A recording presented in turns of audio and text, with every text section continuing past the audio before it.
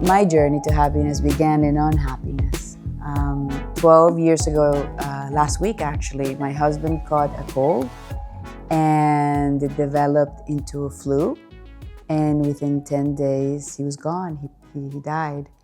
And at first, I didn't want to really live. I wanted to shut down from my life because I didn't want to feel the pain.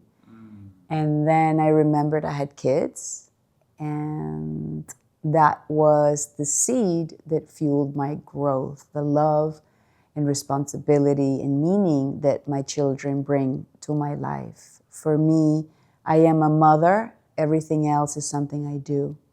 And so with that commitment, I decided to live.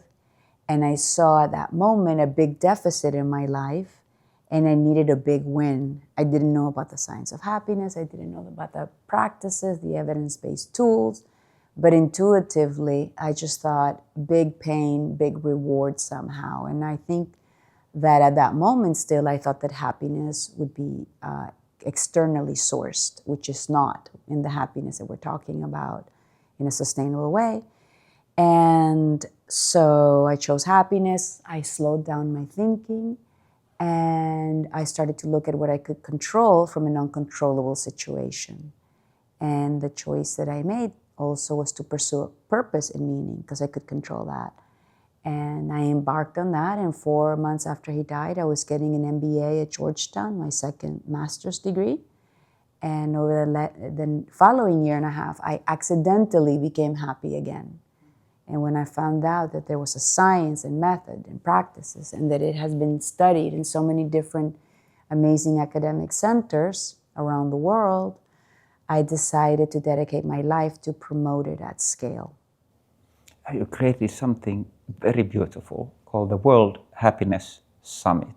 So we were in Miami last in 2022, and then we went to Lake Como, and it was great because we expanded from about 40 countries represented to 53, and then the following year in London, we went up to 65 different countries. Really is wonderful to see this topic being something that so many different people in different cultures and communities are paying attention to. Eternal topic that somehow part of society has forgotten. It's time to sort of reignite it in multiple ways. So it's time to redefine it, because I think that we have confused happiness with pleasure. And so then it's very difficult, because you can't experience pleasure all the time. And sometimes pleasure is not healthy. But with happiness and sustainable happiness or subjective well-being, we're talking about what I call is a more mature, nuanced definition of happiness. And I think we can look at the work of Aristotle and others that talk about the good life, the meaning, purpose, investing in relationships. That's the most important part, significant part of happiness. how would you describe, how has it affected you since 2017? What happened is that I experienced something called post-traumatic growth. And actually that is the topic of my book, Cultivating Happiness. And we've always, most of us have heard of post-traumatic stress syndrome, but I had never heard of post-traumatic growth. And the fact is that you can grow from trauma. It's not that the trauma is diminished, you go through the pain, but there's a lot of growth that can happen if you give it, the opportunity to take root in your life, and it takes work. And so that's what I experienced. And working in this field also keeps me honest, because I have to reset almost every day, and I have to have my habits so that I can keep myself in the correct mindset for me, which means, yes, looking at the problems that I have, but also looking at everything that is wonderful and that I'm grateful in my life. You have massive event coming up, but still you are present and able to enjoy also, and the big contribution that you're doing to the whole happiness movement through your event. That's the gift when you're leading, when you connect with your purpose and you find your purpose. I think that's something that it cannot be understated. It's a huge pillar of happiness when you have that, because it's regenerative. So all these different activities, especially, as you know, when you're working on happiness, it's a lot of educating and repeating and advocating, right, for something that is good for everyone. There's no downside, right, to this. It's a win-win, like Richard Lyard says. So what I tell people in my trainings is that instead of having, well, not instead of, but in addition to having a to-do list, everybody has a to-do list, that you can wake up every day and create a to-be list. And you have control over that. How do you want to be today? Do you want to be kind? Do you want to be forgiving? Do you want to be fun? Do you want to be funny? Yeah. You know, and so you get to do that. But if you don't plan for it or bring it into your consciousness, then life gets to you, pulls you to the left and to the right, and then, you know, you're upset about this and upset about that, and after a moment you're like, why am I getting so upset, or why do I feel this way? And I think it's very important to, one is, you know, get out of a victim mindset, and then decide how you want to feel. How do you want to feel? How do you want to be on that day? Because regardless of what someone else is doing, you can decide your reaction. So having said that, of course, you know, painful things are painful, but at the same time, there's some trivial things that we really react to and become petty that really eat away at us. Yeah. So you're freeing up, sort of, rather freeing up Exactly. the joy that is actually inside. It's, but somehow...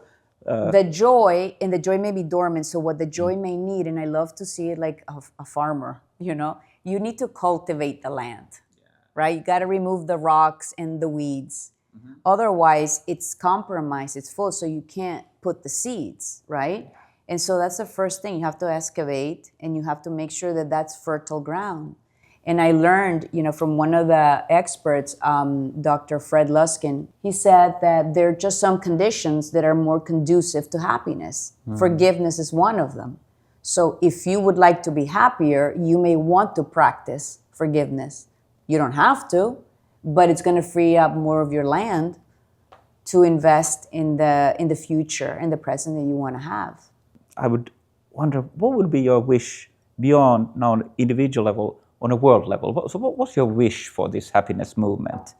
That we can collect the droplets that are happening around the world in positivity and in happiness and in human-centered behaviors or sustainability, like to put it all together and to really have a watershed moment on how impactful this is on the individual, on the collective, on schools, children, education. We know that the youth is suffering significantly around the world, and we also have an isolation and loneliness epidemic.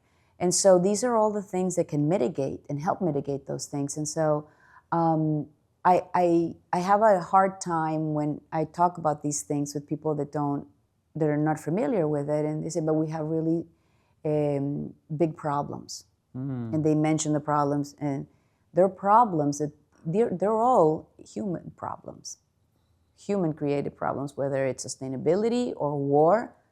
And so if we can begin to create more win-win scenarios where your piece gets bigger because the pie gets bigger, not because I'm fighting you for the one piece, but we can understand that human potential is vast, and we have more energy, more creativity to solve really serious problems, then we're able to do more with what we have, as opposed to spend our energy and our time fighting for one piece of, you know, a square inch. What about for students, for young people? What would be your recommendation for them? My recommendation is that it's going to be okay. You know, it might not be what you think it will be, and it might not be what you want it to be, but it still can be magnificent, because you can make it so. You have everything inside you to make your life wonderful. We just feel like we're living in a world of scarcity, but we can live in a world of abundance, because we are in an abundant world, and we can do that for each other. And we can create spaces where other people and our youth can feel happy and a sense of well-being, understanding that life is not, will never be perfect.